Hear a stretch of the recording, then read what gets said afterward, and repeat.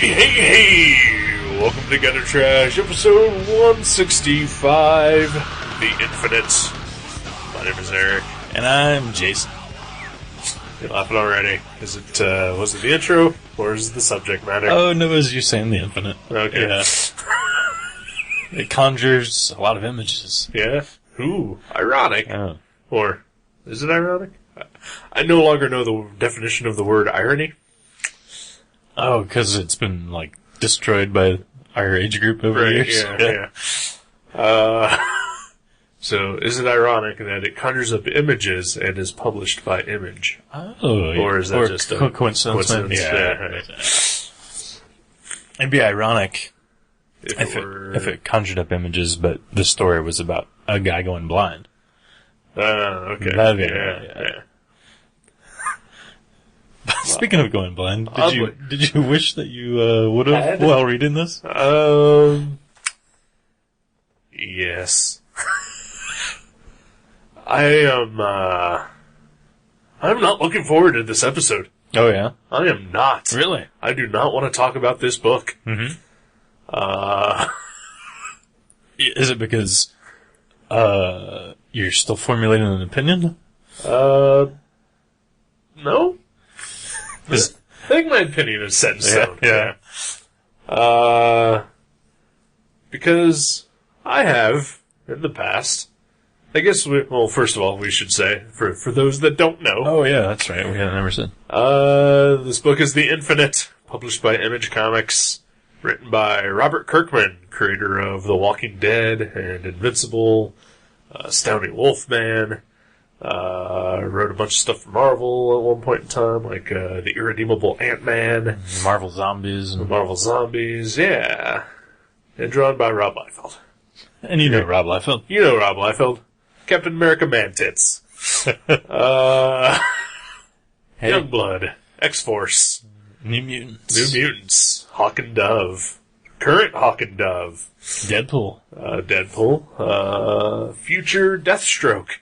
Oh, yeah. Didn't he do Bloodstrike? Bloodstrike. New Blood. Blood Wolf. Blood Wolf. New Men. Glory. Supreme. Prophet. See? All the greats. All the greats. Yeah. Evangeline. Oh, wow. Yeah. Yeah. Man. Did he create Evangeline? Uh-huh. Really? Yeah.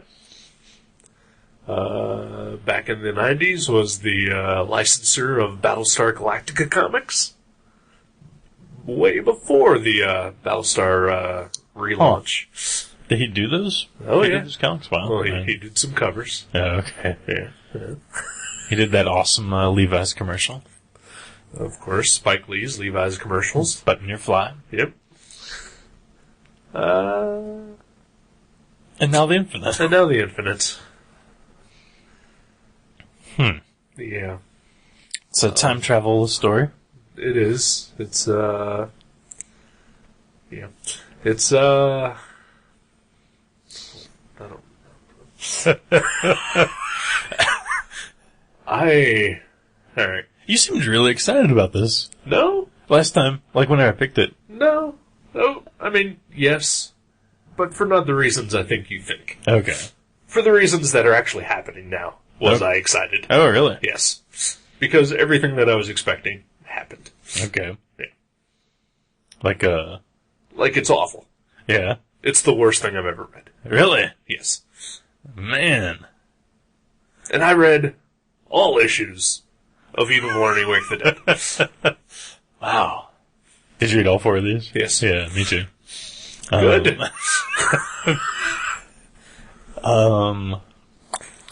So, I'm thinking Robert Kirkman just has a huge nostalgia for early 90s, all those comics that you mentioned earlier, because, he grew up reading that stuff, I guess. Right. Do you think he just really wanted to write something in that genre? I don't know. It's not really a genre, though. It's just a horrible style of comics. Yeah. It's not a genre, but it's like this Because the actual genre of this book is sci-fi, action, Mm-hmm. You know, there's time travel, there's dudes fighting, there's war going on. Basically, the concept of a really cool comic is in here. Right. And what it is lots of panels of no backgrounds and guys posing. Yeah. Poorly. With their teeth gritted. Teeth gritted. Holding, well, fists closed, things balanced on top of it. Not pointing at things. That's Liefeld. That is Liefeld. But yeah, I mean, there was that whole fad in the early 90s where, I mean, it was mostly Liefeld, but I think a lot of it was like people aping Liefeld for some reason. That, where there's like those armored, multi-pocketed. Oh, yeah. And, you know, I mean, you know, I'll admit when I was 10, 11, you know, I fucking loved it. Because it was cool, it was awesome. Right. You know? Those were badass looking weapons. Oh, yeah. And I ate that shit up. And then 2 years passed by and I realized that, oh, wait, no. This is all bad. Yeah. Yeah. Because, alright. Because I think you've gave me shit this week. Me? Yes, you. I don't remember this. It was when I went in to purchase some comics at the store that you work at. And the new issue of... okay. Prophet was relaunched starting this past week. Written by Brandon Graham, drawn by... I want to say his name is Simon Roy. I can't remember who drew it. But it's got like a really indie look to it. Like definitely the sort of... Whatever you think of Rob Liefeld, it's the exact opposite. Yeah, it looks more like Cold Meat Comics did it or something or whatever. Like just really artsy, like independent, oddball kind of stuff. I would put it sort of like in a Jeff Darrow light kind of style. Yeah. Very otherworldly sci-fi, you know, kind of almost gross feeling. Oh, yeah. You know? Yeah. But in a good way. Yeah, in an interesting, like, artistic way. Yeah, like, very European almost. Yeah. So, again, the exact opposite of what Prophet used to be before that issue. Yeah. But you put the Rob Liefeld variant cover in my file. Yeah. And I got mad at you for doing so. And you're like, but you defend him all the time. Yeah. Yeah. That doesn't mean I fucking like him. Yeah. Well, I bought the Rob Liefeld variant as well. It wasn't like a rare variant. It was like a every other copy variant. I know. Yeah. Yeah, it doesn't matter. So it wasn't like I singled you out and like was like, he's the guy that's gonna get this. I was like, we're reading a Rob Liefeld book. It doesn't matter. I was like, we should both get this. I have never, ever declared that I liked Rob Liefeld. Right. Never. Really? Okay. I have defended him. Okay, I was gonna say, I know you've at least defended him. But I have never said he was good. Alright. Well, that doesn't mean you wouldn't want his cover. Yeah, it totally means I don't want his cover. Well, I got his cover. You're an idiot. I bought it. The other cover was done by your favorite person in the world. Who's that? Marion Churchland. Yeah, it was cool. It was a cool cover. Yeah. She's not my favorite person in the world. Yeah, she is. I don't know when that happens. Well, somebody's breaking into your house. Yeah, that could very well be happening. I don't know. But we're dedicated to the show, so fuck it. Yeah. I'm not gonna check. Maybe the ghost voice will come back when I listen to this. Oh, maybe you from the future just came back and you're breaking in to tell you that the war is coming. And we have to get trained by a guy with a giant mohawk. Right. So yeah, I have defended Rob Liefeld in the past. I think that stops now. Yeah? Yeah. Oh, well. Yeah. This is the one, huh? Yeah. Well, I think part of it is that up until this point, I've never... Like, it's been 16, 17 years since I've read an actual Rob Liefeld comic. Yeah. So, I was always just defending him from a standpoint of, pinups that I see online randomly. Right. And he's like the go-to Fallout boy. Right, People just slag on him when they think of bad comics. He's Right. like the first name that pops up. Right. He doesn't deserve that. Or you're begging to differ. I'm thinking he deserves it. Yeah. I'm thinking he deserves it. Yeah, like I did not want to jump on that bandwagon with this episode. Like I said, I have defended him in the past, and I've seen pieces of his art that I would consider almost good. And it's like we've talked about many times in the past about how whenever we really dislike something, I think it mostly comes from an area of we're just disappointed because it could be good. Because the person that's doing it has potential to Right. do awesome stuff. Yeah. I think Rob Liefeld has that potential. Yeah. I think he's squandering the shit out of it. Yeah. And spitting in your face while doing it. His art, it's so bizarre to me because he got started really young. I mean, he was probably like 18 or something when he first started doing comics. Yeah. But it doesn't look like he's developed at all. I think he's gotten worse. Yeah. I think he has gotten worse. Maybe he's not gotten worse, but his inkers have gotten less awesome because at first he was having like McFarlane and people inking. Okay. This is very interesting that you bring that up because I learned today that The Infinite is no longer being published. Oh, really? Yeah. It was in the new previews. Yeah, but that's they pulled the plug. Yep. Oh, okay. I think whatever issues have been solicited are probably happening. I'm not sure, but it was announced the other day that due to creative differences, The Infinite is being canceled. Ooh. But was it between Kirkman and Liefeld? I'm guessing. Yeah. But it wasn't exactly clear. But part of the issue apparently was that I guess Liefeld had some of the, like, a couple of future issues, I guess, inked by other people. And someone at Skybound Entertainment, which is Kirkman's, like, sub-company and Image, said they weren't very good and told him to redo them. And so Liefeld had to redo them himself. And then there was a follow-up sort of thing where he said that for the past 10 years, all of his published artwork has been direct from pencils. And so it's only just recently with The Infinite that he has decided to try out different inkers. And apparently that is causing friction within the relationship there, and that if he's not going to be able to get the art to look the way he wants it to, then Infinite is over. Really? So it's like more like him, like freaking out about his own art style? No, I don't know.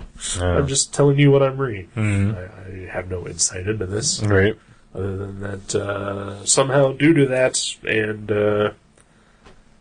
other creative problems, I guess, that there is no more Infinite. Oh, well, I, for one, am disappointed. Are you? Yeah. Really? Believe it or not, I liked it. You're an idiot.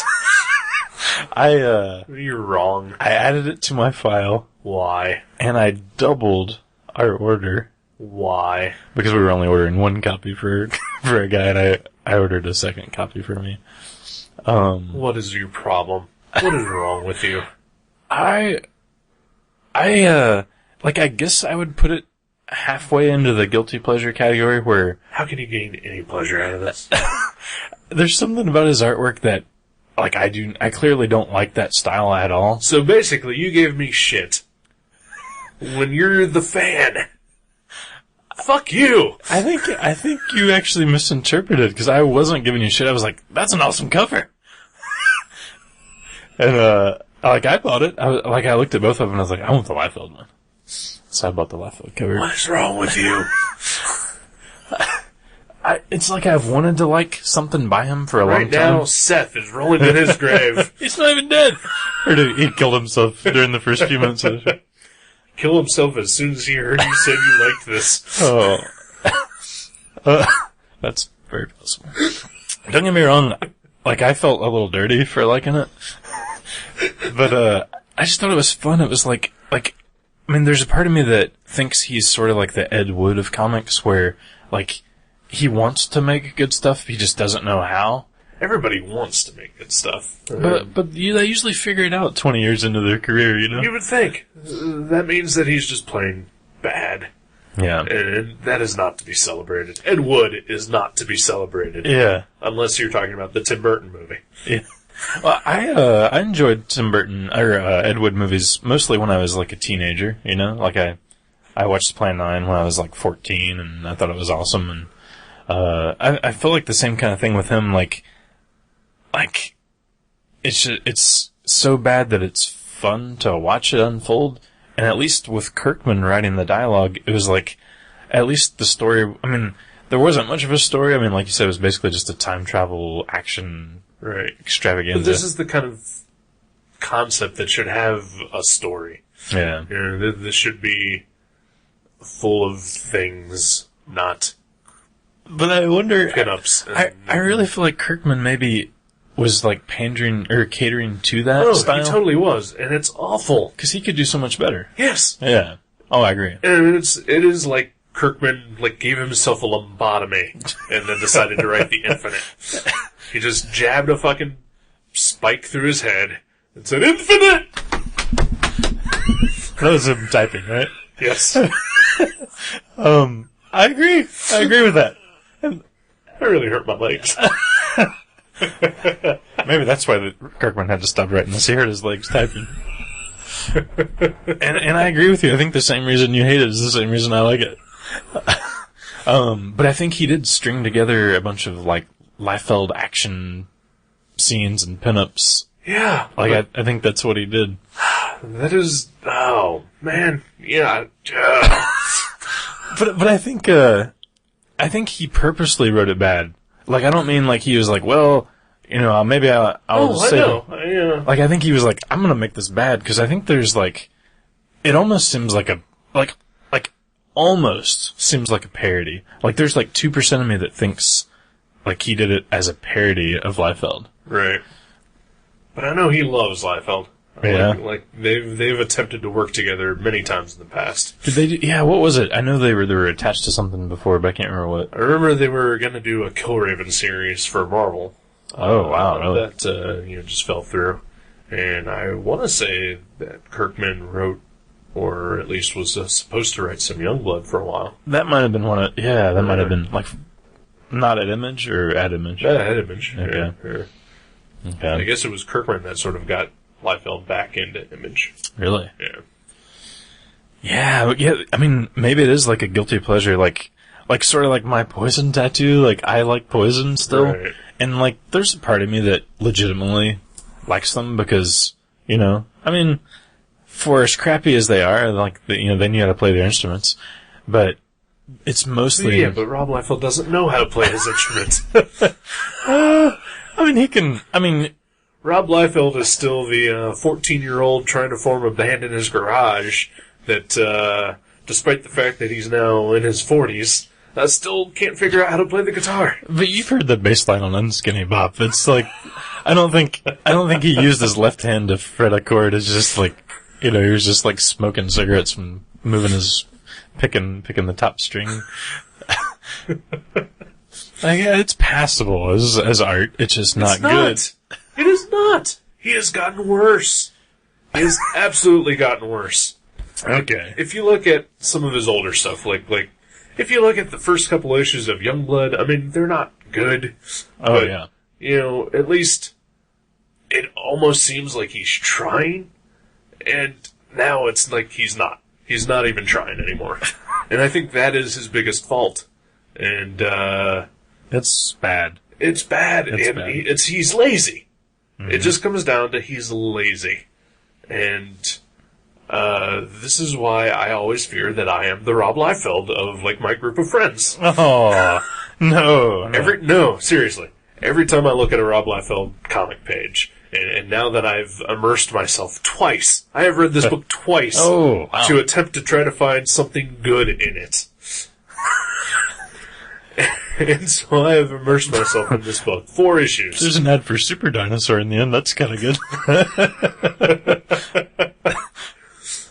Some of the variant covers were good. J. Scott Kim.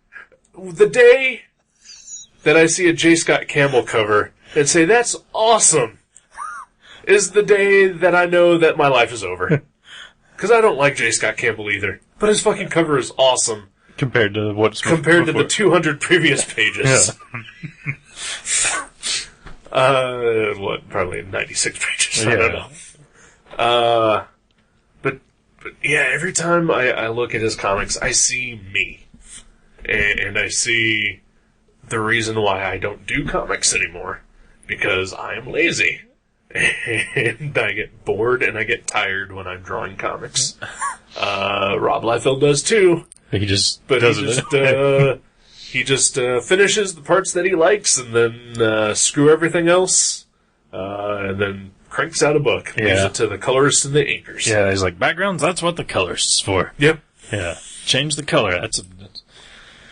But, like, it seems like, okay, for 20 years, 30 years almost even, he has been criticized for his artwork and his anatomy, and where people like you and me would say, oh, well, if this many people are actually saying this, maybe there's something to it, and I should probably try to maybe take some time off and work on it and figure out my faults. Right. I am a self-trained artist. I should maybe take some drawing classes, maybe some composition, some life drawing. At least buy a Joe Kubert book or two. Yeah, read some references.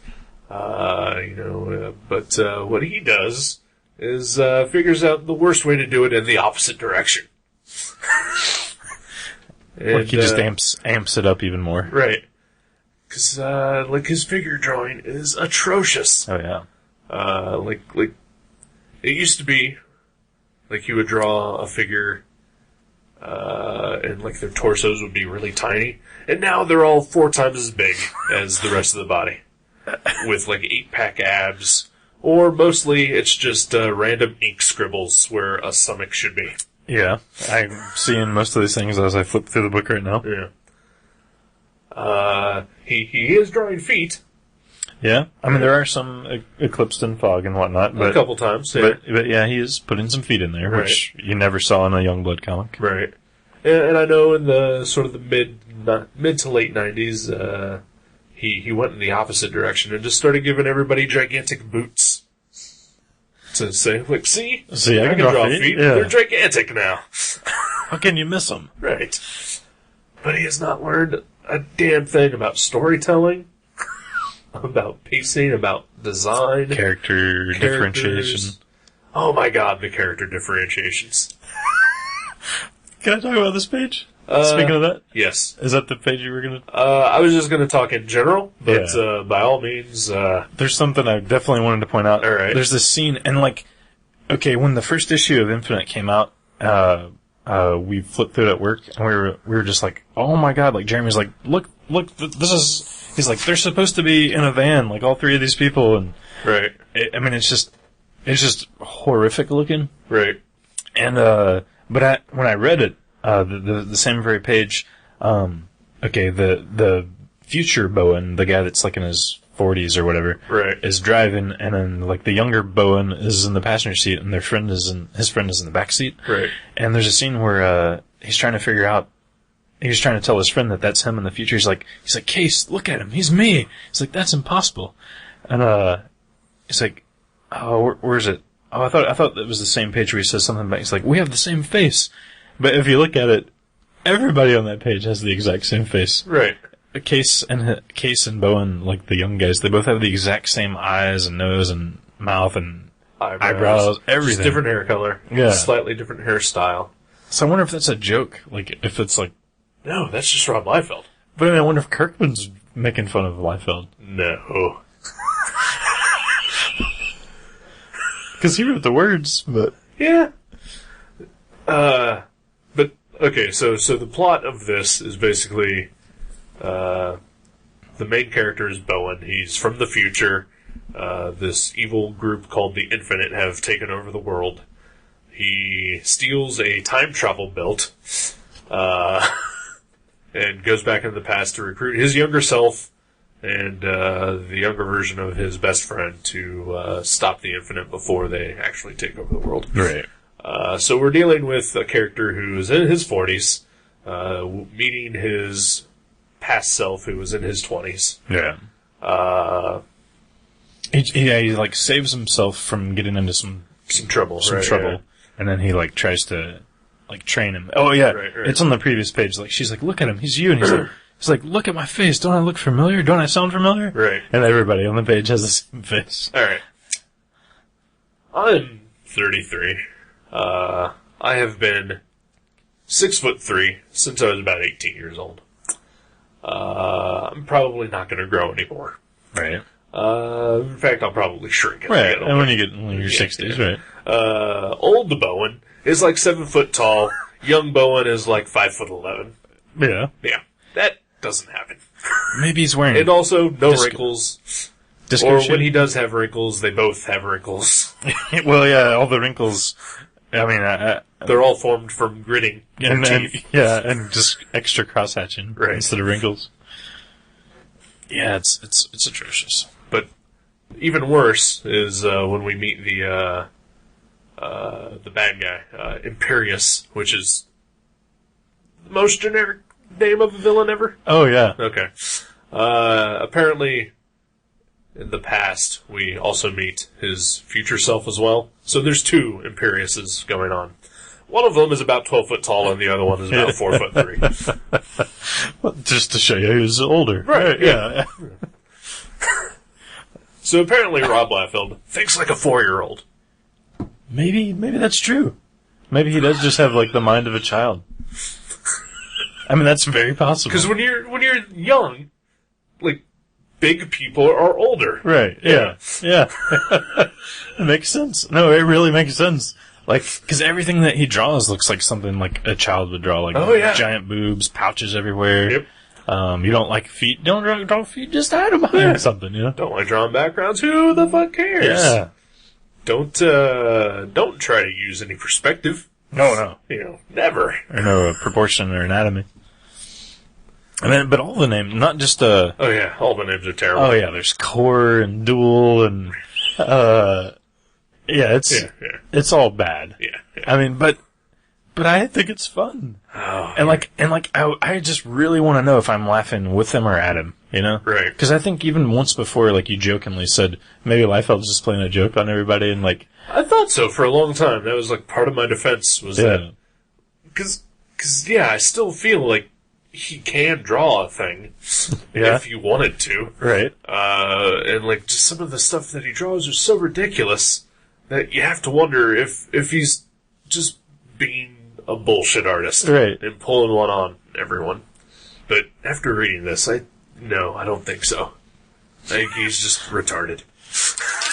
Okay, well, there's one other Kirkman thing that I thought might be, like, him joking around, too. Okay.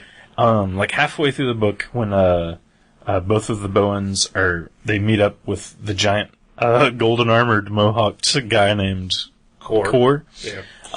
And the older, version of, Bowen is explaining to him, he's like, I know so much about you. I know you don't really want to work for Imperius. You signed up, joined his cause, allowed him to experiment on you, but not because you believed in him.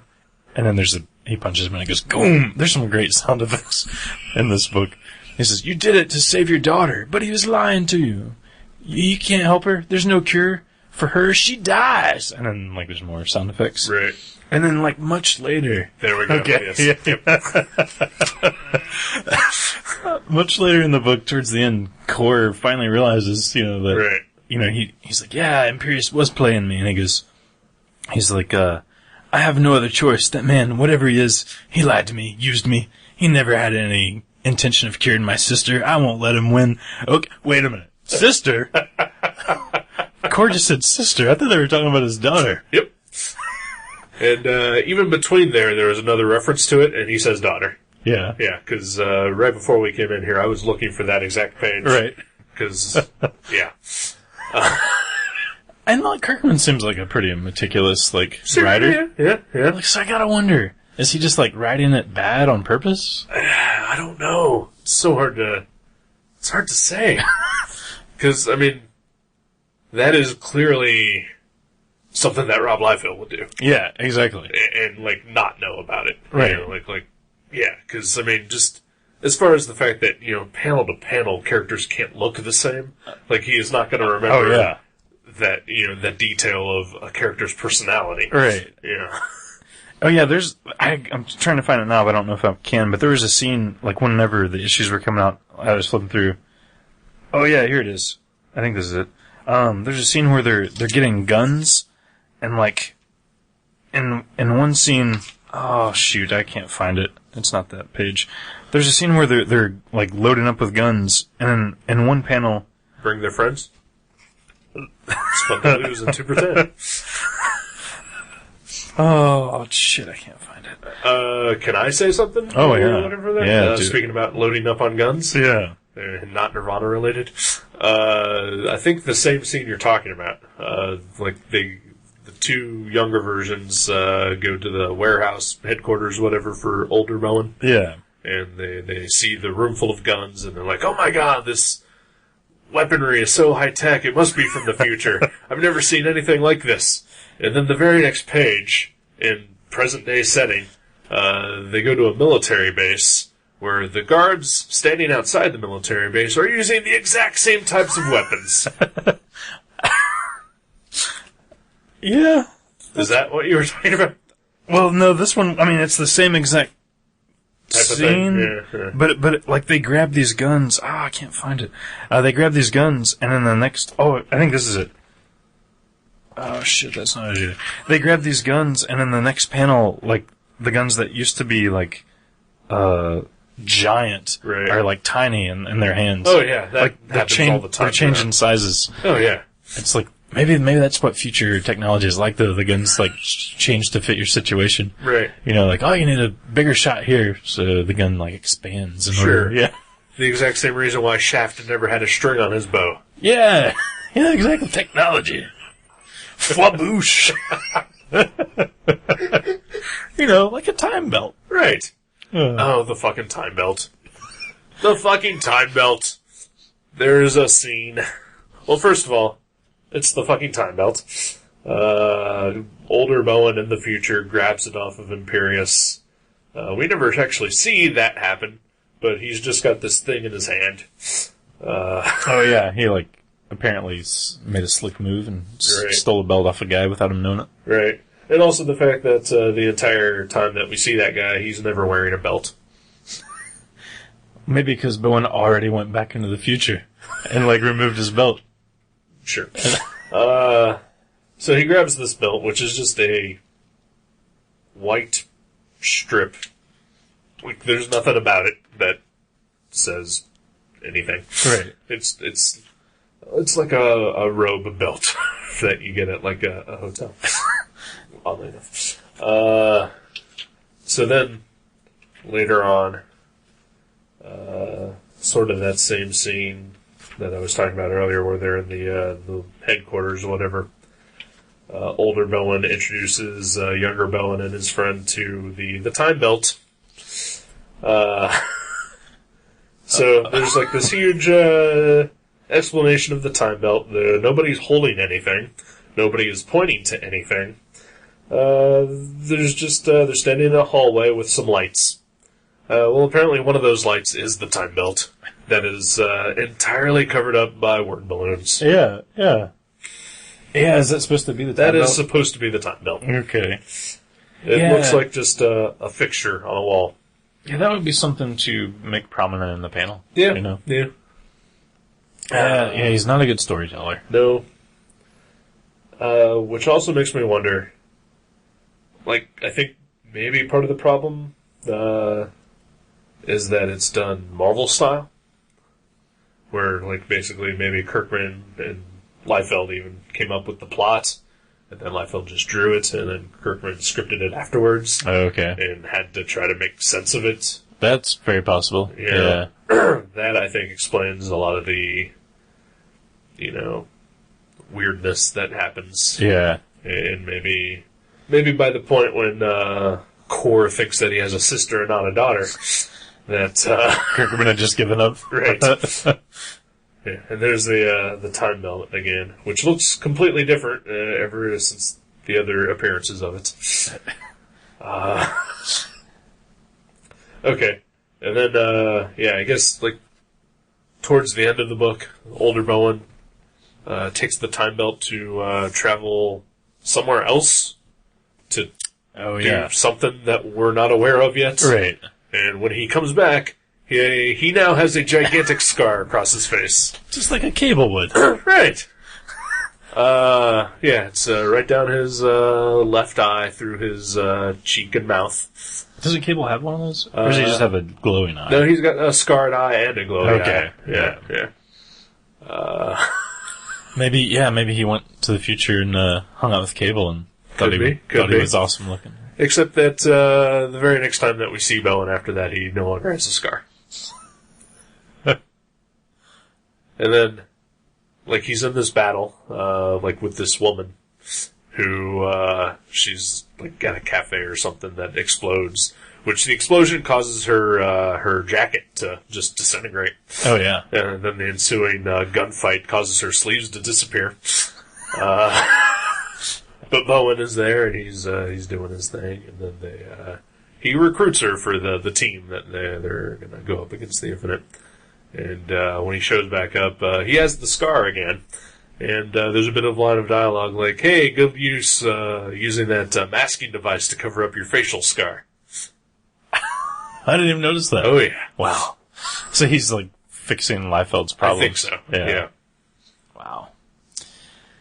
Yeah, it's incredible. All right. I read a lot of Robert Kirkman stuff. Mm-hmm. And in almost every trade paperback and hardcover, there's always, like, an extras kind of thing. Oh, yeah. Oh, well. He doesn't even have that scar on the last page of this book. So anyway, there's always extras, like sketches and covers and everything. And, there's always, like, commentary from Kirkman and whoever the artist is, like Ryan Otley on Invincible. I don't think Walking Dead has any of that stuff, but Invincible definitely does. Astounding Wolfman did. Yeah. So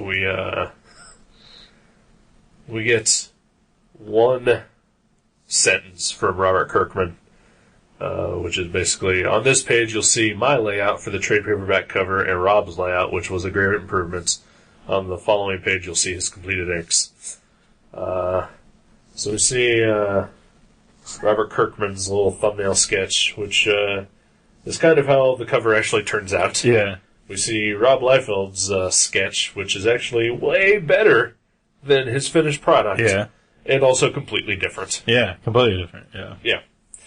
Yeah, you're right, but the final version that Liefeld did does look, pretty much exactly like the Kirkman sketch, which is weird. Just like, why was there this weird transition in the middle? Right. But then, that is the only commentary throughout the rest of the sketches and cover gallery.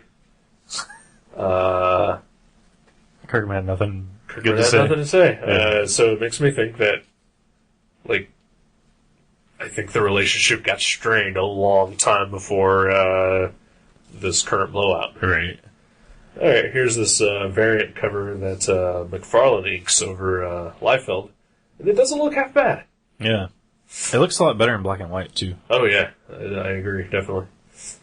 There's a lot of detail that disappears in the color version. Yeah. So, yeah, I don't know what the hell's going on. It's bad, but I kind of had fun reading it. Like, I don't think I could ever read, like, more than one title like this a month. But I feel like this would be like my guilty pleasure, dumb action, just oddball piece of crap comic that I could read once a month. Like I said, I am no fan of J. Scott Campbell, but he does a variant cover here, and it's fucking amazing. It's like, this is making me rethink my stance on J. Scott Campbell. Because that looks like a comic I'd want to read. Yeah. Characters are dynamic. They're relatively in proportion. The guns look real. They look like they're actually holding them. Yeah. They look like they're actually somewhere. Like actually standing on some sort of solid ground with the background and... Not just a weird gradient in the background. Right, yeah. Like, and even the things that are, like, clearly, like, special effects, like, when colored, like, he actually drew them. Like, on the black and white. Instead of just, adding them in. Leaving a sticky note for the colorist. Add this here. Yeah. Oh. I cannot believe that you liked this. It's kind of a train wreck that I'm gawking at. It's a freeway accident that I couldn't stop looking at. And I wanted more. And I'm kind of disappointed that it was canceled. Well, you'll still have a few more issues. Yeah. Probably. Oh, my God. It's weird because I expected to like it a lot less, and I expected you to like it a lot more than you do. Right. Like, I thought, and like, this is before I read it. Like, right. Not based on, like, anything other than, I thought it'd be fun, and Kirkman, and, like, it might be a good combo. I thought there would be more Kirkman than there was Liefeld, but it was pretty much 99% Liefeld. Right. And, I'm going to say 100% Liefeld. There's nothing about this that screams Kirkman to me. Yeah. Yeah, it didn't feel like a Kirkman story at all. Right. Yeah. It just felt like he kind of reined it in a little bit as far as, like, giving it some sort of... There were a lot more pages of people talking than I would have ever expected. Yeah. Yeah. It seems like he tried to make more sense than a Liefeld comic normally does, but yeah, it was definitely not I could see how you would, it's not a Reese's Peanut Butter Cup. It's not a perfect match. No. It's like more like like putting masking tape on a waffle fry. I was going to say a piece of shit. Yeah. Yeah, I'm done defending Rob Liefeld after this. Hey, I can't try to talk you out of that at all. Because like I said, my entire enjoyment of this feels like some sort of guilty pleasure thing that I could just, like, I'd have to explain away every time someone's like, you're buying that? You're reading that? Right. Like, not that I would hide it. I would just be like, well, okay, it's dumb and it's... So the thing is, I don't believe in guilty pleasures. You either like something or you don't. Yeah. But I mean, there's different reasons you like stuff. Well, sure, but you shouldn't be feeling guilty about any of it. Well, I mean... So the fact that you feel guilty about liking this means that you probably don't actually like this. No, I swear. Well, then don't say it's a guilty pleasure. Well, guilty... Defend it. I think guilty... Now. I think guilty pleasure is what I would call it, but the word guilty, like it's not, I don't actually feel guilty, it's just like, that's what people usually call guilty pleasure stuff that they're like, this doesn't seem like, it's good, but I enjoyed it anyway. Right. And I did, I thought it was fun and, retarded, and I don't... It's absolutely retarded. I don't think it makes sense. It made me dumber. And I'm pretty goddamn dumb. Yeah, it's not good. And it doesn't make sense. And, as I'm reading it, I realized that it doesn't make sense, and I kind of gave up on trying to, after those couple incidents, the guy... His daughter is now his sister, right? Yeah. Unless he's from Kentucky, it's like this, It could be Kirkman's from Kentucky. Oh, yeah, maybe that's what it was. Maybe it's autobiographical. Oh. He's Core and Liefeld is Bowen. But yeah, it just seems like a dumb, fun, weirdo thing to me. It seems more like something like kids would do, And it's like me reading a comic that my two retarded nephews made or something, But, we have actually read a comic that a kid did on this show. And it's, the greatest thing ever. It's true. Yeah. It's infinitely better. Yeah, X-Cop is infinitely better than the Infinite. Maybe there should be, an Infinite X-Cop crossover. I have a feeling that would just ruin X-Cop. Yeah. Probably. Because I think Liefeld taints everything. Like I said, I'm done defending him. Yeah. I spent Yeah, like, I've been defending him for a couple of years now. There's even a post on my blog where I defended him after we did Rob Liefeld week for OK Panic. Oh, yeah. I think it was like our second topic ever. And I did 2 drawings. I did one that I posted on OK Panic and one that I posted on my blog. And the one I posted on my blog was clearly just me making fun of Rob Liefeld's art. Right. But, like, I wrote up this thing about, like, defending him and like, how I don't think he's as terrible as people say. And again, also stating clearly that I don't like him. Right. I don't like his art. You don't like his art, but he should not be the go-to whipping boy. Right. Yeah, because I'm pretty sure I've seen worse art than him. But, maybe not. I think especially in 2012, published not only by Image Comics, which, I think as long as you have a decent story, you can pretty much get published by Image Comics. Mm-hmm. But not only that, but being hired by DC to not do 1, but 3 books in their massive relaunch. That seems crazy to me, that he's as popular, or that he's as consistently hired as he is. And, maybe he is just a hell of a nice guy. Right. Like, I've read stuff about him, that he's pretty accommodating to fans, and, but, that can't account for all of it. Yeah. I don't know anybody, I don't know anybody that's ever met him at a convention. My brother actually rode an elevator with him once. Right. Just those 2. But he said he didn't talk to him. Yeah. But yeah, I've never heard any stories about him. So yeah, maybe that is it. Maybe he's just nice, and the editors are like, give him work. Right. And the thing is, like, because it was announced, I think, like 2 weeks ago, that he was taking over a couple, like, Hawk and Dove was being canceled by DC, and in lieu of that, he was getting 3 books. Like Deathstroke or Deathstroke, Hawkman, and, that's crazy. Grifter. 3 books? That's insane. Yeah. He's drawing Deathstroke and writing it, and he's just writing the other 2.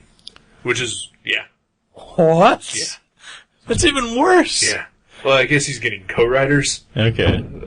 So I'm guessing, they're just sort of gonna script over his plots. Right. Sort of like Fabian Nicieza back on X-Force. That's insane, though. Oh, yeah. Completely insane. Like, his writing is only there to, like, string together his pinups. Right, yeah. So, in the wake of that, there was a lot of, like, sort of how we're reacting. Right. Just sort of this incredulous, how is this happening? Yeah. Just like it's a total mindfuck. And so, it caused a lot of Rob Liefeld defenders and Rob Liefeld himself to say, hey, I worked hard to get here and to be this successful, and, it's just like, every success story, everyone's always going to try to bring you down when you get to the top. But it's just sort of this thing where it's like, just because something is successful doesn't make it good. Right. Yeah, there's a lot of quality that floats to the top. Yeah. Or sinks to the bottom, and a lot of crap that floats to the top. Yeah. Because I think we can honestly say that Britney Spears, not good, was a huge musical artist for a long time. Mm-hmm. It happens in everything. Movies, television, music, etc. Mm-hmm. Where just, something becomes inexplicably huge without having any kind of quality to it. Right. And, that's you, Rob Liefeld. Yeah. But it's so bubblegummy. It's like action pop or something. Yeah, but, especially in comics, I think you can have action pop with some substance. Oh yeah, like especially Madman. I think comics is the one medium that shouldn't just be, strung together bullshit. Right. Because there are so few people to get in the way of that happening. Right. And there's no budgetary constraints because, right. If you don't have to spend more money for a crane shot or for a crowd scene, you just have to take the time and do it. Right. Yeah. It's like he was in the right place at the right time. And just sort of, has been rocketing forward on that momentum ever since. I wonder if that right place and right time was a crossroads in the middle of nowhere in southern United States. Mayhap. Deal with the devil. Mayhap. Oh, yeah, it's bad. Yeah. It's bad. Okay, as long as you're admitting that it's bad. It's bad, but I found it enjoyable, and I would read more. Like, it's bad, but I can look past its flaws, its many flaws, and find some sort of enjoyment out of it. It's weird. It's a weird one. Oh. Well, I could not. Yeah. Again, I tried. I read this book twice. Right. No, my hat's off to you. I mean, like I said, like, if I would have hated it that much, I might not have even finished it, obviously. Obviously. Well, even after the first read-through, I still wasn't quite sure what to think. Like, I did not know what my opinion of it was yet. Sometimes that's a really good sign for something. Sometimes. Like it catches you so off guard and it's so different that... But I think I was just so off guard because of its awfulness. Right. Like you, I was, and I was confused as to whether, like, this was Kirkman just parodying it, and further evidenced by the lack of commentary in the background that he usually has in all of his trades. Mm-hmm. I was just so confused that I had to sit through it again. I really, I mean, I really kind of feel like it's a possibility that Kirkman was just fucking with people. Yeah. And I don't really know that he would have let Liefeld in on it, Like if it was just like, he thought it could be just fun and weird and stupid and, I mean, I feel like he wouldn't do that, but at the same time, I feel like it's a possibility. Right. I don't know. Cause it's a strong concept. From just a, standpoint of sci-fi and fiction and all that, it's an intriguing idea that I think properly executed could be great. Yeah. Even in a dumb sort of, big action way. Like the Terminator. Yeah. Terminator 2. It's very, it's got a lot of parallels to Terminator 2. Yeah. But, hell of a good movie. Oh, yeah. Yeah. Yeah, it's, I think even with a better artist, this would have been better. Someone who can actually tell a story. Keep the plot the exact same way, and even the dialogue. Right. And I think just with someone who knows how to lay out a comic book page, and tell a story with characters interacting. Like not even just, let's sit down and have a cup of coffee and discuss our problems. But just I'm gonna punch you in the face, and it's actually gonna look like someone has just punched you in the face. Right. Whereas Rob Liefeld is just like, here's a character fallen, so I guess I better draw this other character with his fist sort of close to wherever he is. Yeah, there's some great... Oh, yeah, there's this one scene where when the older Bowen first arrives and he's in his hoodie and he's fighting people, that panel is it's ridiculous.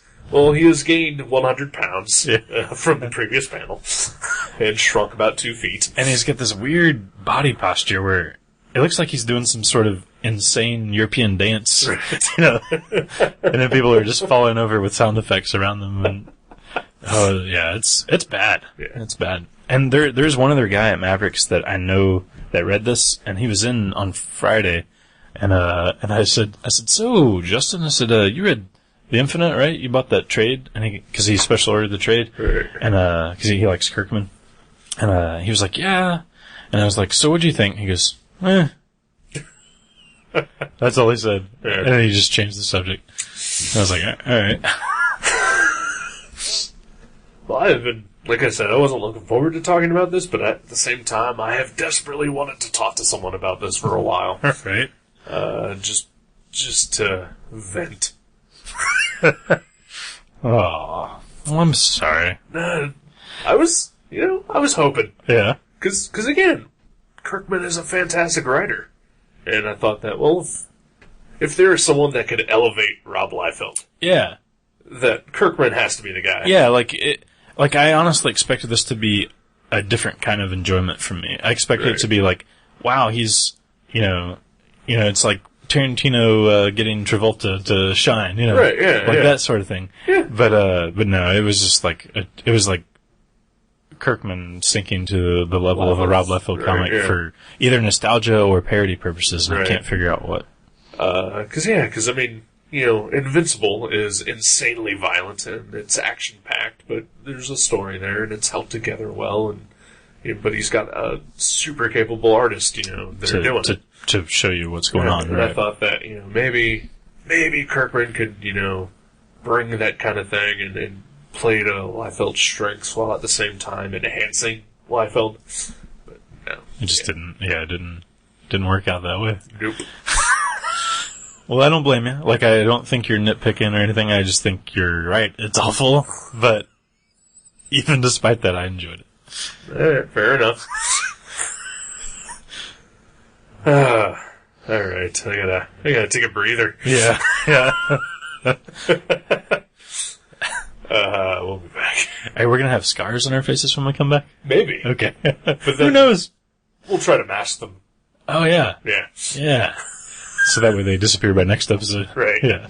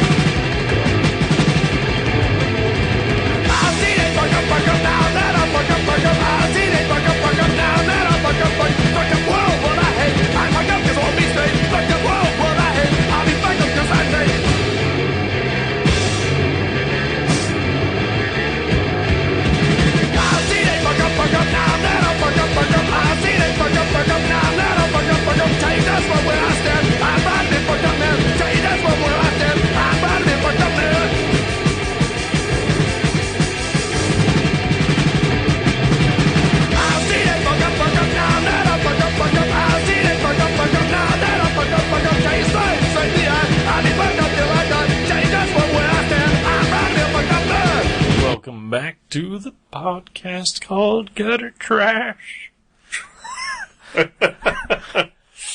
Alright. Oh. So no scars on your face. Are there any on mine? No, it doesn't look like it. Is there a little red spot on my head at least? No. Oh, okay. Oh yeah, congratulations on being alive today. Yeah, thank you. I didn't expect it, honestly, but yeah, pretty excited. I took a nasty spill on Friday evening. Yeah. Stepped on some ice while leaving my girlfriend's apartment complex, right by the sidewalk, Yeah. and landed on my forehead. On the steps or on the sidewalk? On the sidewalk. Alright. I mean, well, I slipped on the steps, and it was weird, and I caught, and my feet flew out from under me on the steps, and then I landed on the sidewalk, and the sidewalk was ice too. Right. So then my feet just slipped out from under me, and I landed on my forehead. Right. Right there. It's on your right side temple area? Yeah. Yeah. Well, I mean, your glasses are fine. Do they, fly off of your face or anything? No, not at all. You're probably alright. well, I mean, that's the thing, I hit hard, I really did. Yeah. It was like I hit above where my glasses were, Right. because, I was at that sort of an angle, it was crazy. Right. My feet, flew up. So, I mean, yeah, I think, and in my left hand must have, went in front of my face, because my hand hurts really bad and my knee hurts really bad. Right. So, some of it took the brunt of the force there, but, yeah, my head bounced off the pavement. Yeah. Well, I'm sorry to hear that, but you seem to be fine. Yeah. Other than I had a 40-hour headache, but You've gone away finally? yeah, pretty much. I mean, it's still lingering, but Right. it was much worse yesterday. Yeah. Well, if any of you out there knows anything about head trauma, let us know as soon as possible. If Maybe that's why I like the Infinite. I've got head trauma. This book is good. Yay.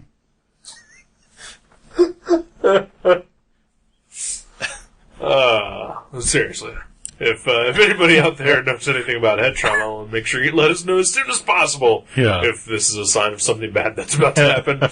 But otherwise, you look fine. You seem fine. You seem more together today than you did yesterday. Yeah. Well, yeah, I told you yesterday, like, on the way to work, I got summoned for jury duty next month, and I was sending the envelope in, and I pulled up to one of those, like, pull-up mailboxes, and I went to roll my window down, and I just turned my turn signal on, and I was sitting there holding the envelope, waiting for my window to go down, and it wasn't going down, and I look over and I see the light flashing that my turn signal's on, and I was like, oh, I just turned my turn signal on. I was like, something's crossed somewhere. but that was the only thing that's happened since then that seemed odd to me. And I read The Infinite before the head trauma, Right. but for all I know, I hated it. And after the head trauma, I remember loving it.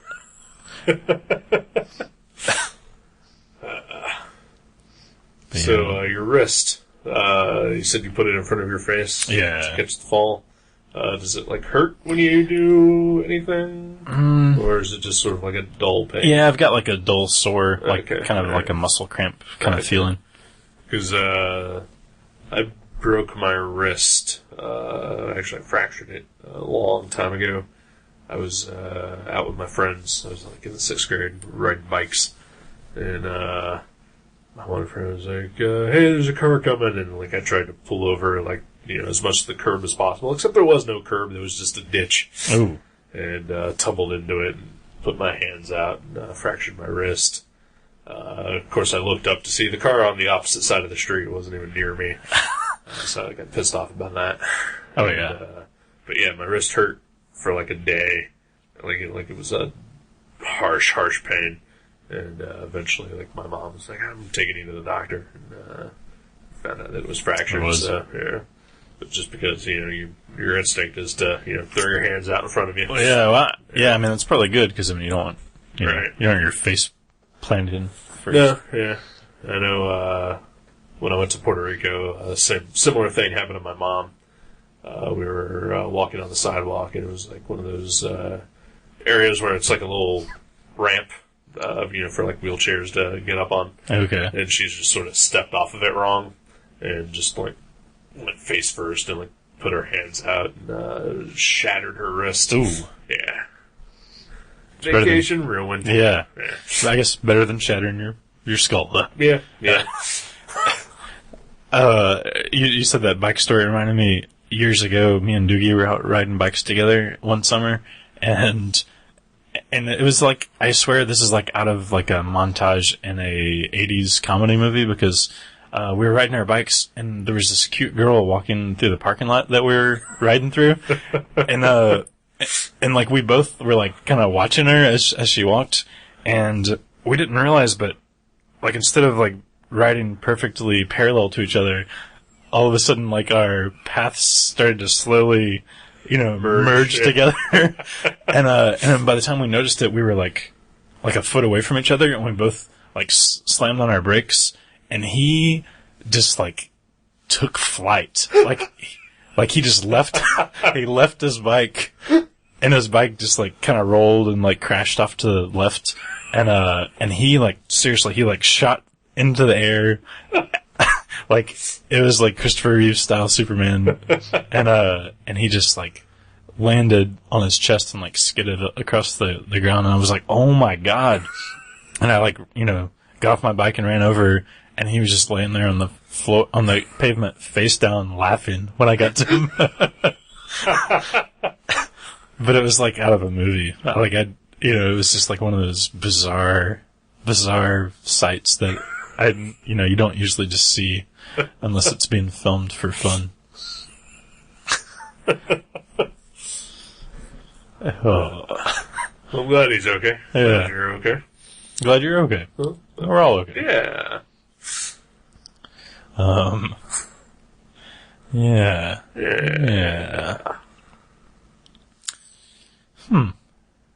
So anything else fun? happening? Not to me. Nope. No. You? I thought I was going to do something fun today. Okay.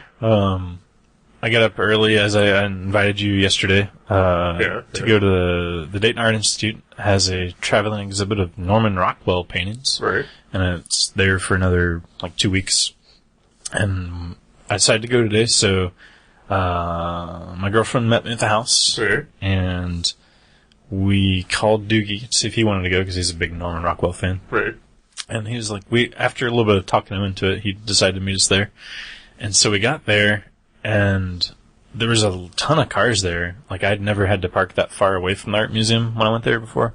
Even when I went to one of the special exhibits. And when we got inside, there was I'd never seen, those bank-style lines, the corrals, where it's just back and forth loops. And it was wow, this is crazy crowded, but, it's moving along. And we got in line, and this lady with a clipboard was going through the line, talking to each person. And when she got to us, she's like, yeah, this is just the line to get tickets. She's like, once you get tickets, there's a 2-hour wait in line for the exhibit. And we were like, oh, can we just get our tickets and come back when our turn is over? And she's like, no, you have to wait in line. And we were like, what? So we aborted mission. All right, yeah. And decided to maybe come back another day in the next 2 weeks, but unfortunately I think today's the only day that all of us would be able to go together, or even two of us, except for the very last day of the exhibit, and I'm sure that'll be when it's even more crowded, because all the people that have been putting it off will go the last day. Right. So I don't know that I'm going to get to go unless I go bright and early on a weekday morning sometime by myself this week, so that was kind of disappointing. I'm sorry to hear that. But we still looking forward to it. Yeah, I mean, I love Norman Rockwell, and I was lucky enough that I've seen 2 different exhibits of his art before.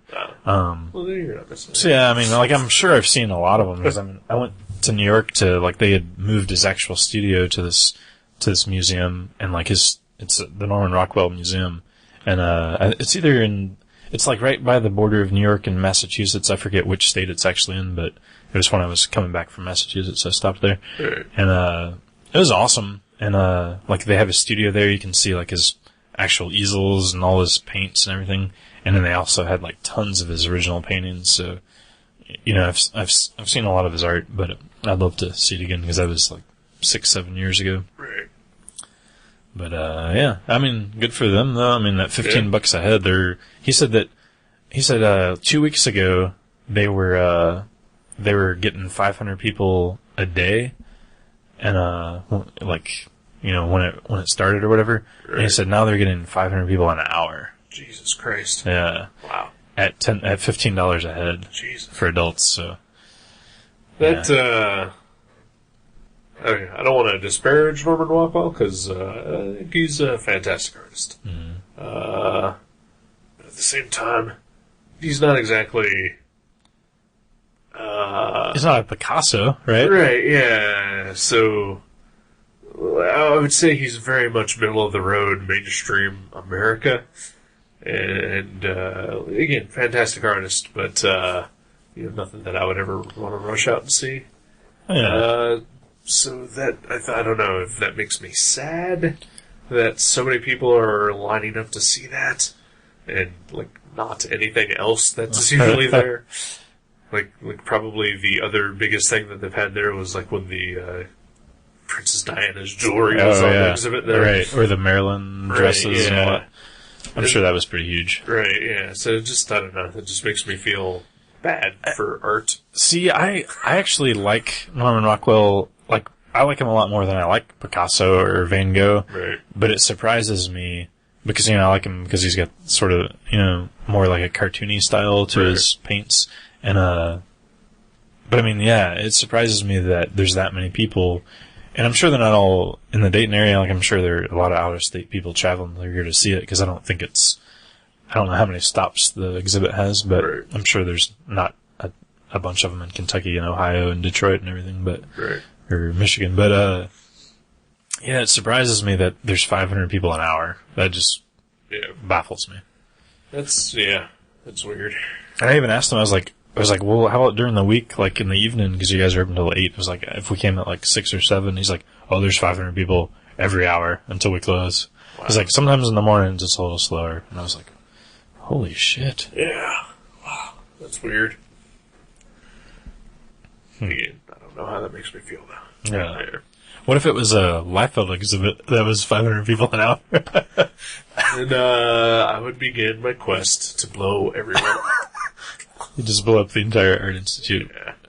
Because again, I know at least Norman Rockwell is good. Yeah. And I can't say his name. Yeah. Norman Rockwell. There we go. There you go. Pronounce it right at least once while we're talking about him. Yeah. But yeah, I'm gonna try to get back at some point. So. I wish you luck. Yeah. We still had fun though, because we, instead of going there, we just went to lunch, and then we looked around at the record store, the Omega Music downtown. Right. And that was it. And we all just went our separate ways after that. But yeah, it was still all right. At least you salvaged something, I guess. Yeah. If I would have went with you and that would have happened, I'd have been furious. Yeah. I'd have been furious. I'd have thrown a fucking temper tantrum. Knocked over the giant modern art thing in the parking lot that looks like a cheese grater or whatever it is. Oh. Then could you imagine how well the previous segment would have gone if I would have just been, had that anger latched onto here? Well, you told me how much you loved them. Yeah, at least I got to look at some awesome art today when I flipped through the Infinite by Image Comics. Yeah, that was pretty much it for my little adventure. Yeah. It's more than I had today, so yeah. I did run out to get some lunch, and it was kind of cold out today. Mm-hmm. It was a little warmer than it has been the past couple of days, but it's still cold. Ice starting to melt, but still chilly. Yeah. And saw a woman out jogging with short shorts on. Oh, really? Yeah, like riding up her ass crack, kind of short. Huh? Was that like a good thing though? She was attractive. Okay, because I mean, you know, what the fuck? It's still 30 degrees. Yeah. Or thereabouts. And also, sidewalk's icy. Why the fuck are you running outside? Yeah, it's dangerous. I can attest to that. Yeah. Yeah, just, at that point, she's just fucking showing off. Alright. Yeah, she could kill herself. Oh, man. She's looking for attention. Fuck her. Hey, she got it. We're talking about her on a nationally syndicated podcast. That's true. And her short shorts. Yeah, that's one thing I wanted to bring up about your girlfriend's apartment. Mm-hmm. I've been there a couple times. Even when the weather is nice and there's no ice on the ground and it hasn't rained in weeks, you heard that too, right? Martial law fell down. Oh, okay. Yeah. Anyway, when it's nice out and it hasn't rained in weeks and there's no moisture in the air or anything like that, her steps from the sidewalk near her door to the sidewalk on the street are a death trap. Oh yeah. There's no railing. Yeah. And it's like MC Escher designed them. Yeah. But like and then broke it. A deranged like at least his stuff is all like symmetrical. That's like true, yeah. they're like they're like angular. It's like German expressionism. Yeah. Yeah, maybe I would have took her steps to the Art Institute. They could have ushered us to the front of the line. Like, yeah, we're here to donate this. Like, oh, where'd you get that? We'll give it to you if we can get first in line at the Rockwell exhibit. I think, like the very first step has like a 30-degree downward slope, and then the next one is like up by like 170 degrees. Yeah, but it's also cracked in half. Yeah, well, yeah, okay, you're right. It is MC Escher because after you step down from the first step, you're stepping up onto the second step. It's like, what? It's impossible. So yeah, I'm surprised that you or her have survived this long without any major head injuries. Like even during the summer, yeah. Right. Oh, it's scary. It's a scary time. So yeah, this is the sort of danger that I face on a weekly basis. People think I just work at a comic shop and live with my mom and have a simple, boring little life here, but no. Every time you visit your girlfriend, it's an adventure. Oh, yeah. Danger. Plus you're in Xenia. Oh, yeah. That's tornadoes. There's tornadoes and there's wet trash. Bulldogs. Yeah. I mean, someone got attacked by a bulldog last week there. Douchebags. Douchebags. We've seen them. Oh, yeah. Check it out. All Sports Bar. And what's the other one? I don't know the other one. Oh, did you hear, there's a guy, I won't say his name, but he was always at the, Smokin' Aces bar. Okay. Singing. He would sing along with other people and like generally just be weird and creepy and. Right. You're gonna have to narrow it down. His name is Chad. Okay. He's the guy that, we suppose like, he's the Total Whirl operator guy that like, it's just lingering in Xenia. Right. Because they stopped there on a tour and he just likes getting drunk and singing, Glycerine. Right. He loves, he's that guy. But, I don't know, I guess you don't remember him specifically, but he's always been there and like, he'll just like, whenever anyone's doing karaoke, he like just takes the stage and like sings with you if he wants. I may have seen that guy here. Well, apparently he did that to the wrong person and they like, him and their friends just like beat the crap out of him. Wow. And like, I didn't like the guy, but I don't wish that upon him. I just, but perhaps maybe from this he'll take a lesson or something, at least some silver lining would come from, this act of violence. Yeah, I'm gonna guess no. Probably not. Yeah. But, Xenia's an odd little burg. Yeah, it is. I know the city well. My dad works there, so especially when I was younger, I used to, on Saturdays, we used to go out there because he'd have to run into the office and do something for a while. And then we'd go out to one of the local bars for lunch. And there's some weirdness going on out there. It's like a more blue collar Twin Peaks, you think, maybe? A little bit, yeah. Like it's not as like friendly. Not as weird, but a lot more trashy. Yeah. Especially, since most bars will just allow you to bring in your 6-year-old kid with you. Yeah. Well, they keep you on the 2-drink minimum, so right. like they gotta uphold some sort of sense of order. Oh, the Grapevine. That was the name of it. The bar? Yeah. Until he started going to Nick's. Nick's? Yeah. And then eventually he joined the Elks Club, and so we started going there. Oh, I think I've been to that. Yeah. It's like right off of Main Street. I think so, yeah. Yeah. Kind of like in an alleyway almost. Yeah! That's where I had the experience with the the weird cult thing at midnight where they all took their like hats off and like said the poem.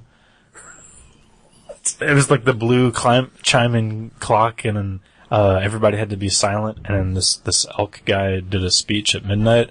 Wow. I think I told you about it like months ago when it happened. I don't remember this at all. I swear I think I told the story on here, maybe. Wow, alright. But, maybe it was one of those I just wasn't paying attention to. Yeah, it was a bizarre, that was a very Twin Peaks moment. Yeah, it was just, imagine. Yeah. Like things got super quiet and I was like, what's happening? Like, oh, you're not allowed to drink or talk for the next 5 minutes. I was like, what? And like at midnight, 2 different people, like they said these like weird poems and then they just made a toast and there was this chiming, like all the lights got dim and there was like this chiming blue grandfather clock in the background. Right. And like it was blue like lights, not just like, the painted blue or anything. And it was just bizarre. It was so weird. Wow. Yeah, I don't recall this at all. You'll have to tell me off the air, I guess. Yeah. Okay. Yeah. Good times. Yeah. But yeah, I haven't really had anything else going on, so unless you got something, I guess we can try to call this a wrap. Yeah, we'll wrap it up. Maybe get some food. I'm getting to be hungry. Yeah, I'm getting pretty hungry too. So, you got a movie to pick? I do. And I can't remember if you have a copy of this or not, because you got a sizable DVD collection compared to my own, at least. Yeah. So, you have one. I have one. So my 2 trumps you. Yeah. Twice as many. But yeah, I feel like you've told me about this movie, and I've never seen it, but I feel like you have. And I stumbled upon it when doing a little research, and I want to watch it. Alright. So if you veto it, I'll have to watch it all by myself. Keep that in mind. Okay. But it's called Dogtooth. Never heard of it. Okay, you don't know about this one. Okay. Well, somebody told me about it like a year ago. I guess it wasn't you. Nope. And it's all I know about it is it's a foreign movie about some overbearing parents. Alright. Sounds wonderful. Yeah. Can't veto it, because I don't know a goddamn thing about it. So Awesome. We'll do it up. Sweet. Dogtooth. Alright. I think that's what it's called. Come back next week to find out if that's the actual title. Maybe it was Last Tango in Paris. I know it was a foreign movie. Oh, Canadian Bacon. Yeah, that's Candy. it. That's it. Yeah. Yeah. Man, his parents. Not cool in that film. Alright then. We'll watch Dogtooth? Who knows? Yeah. Goodbye.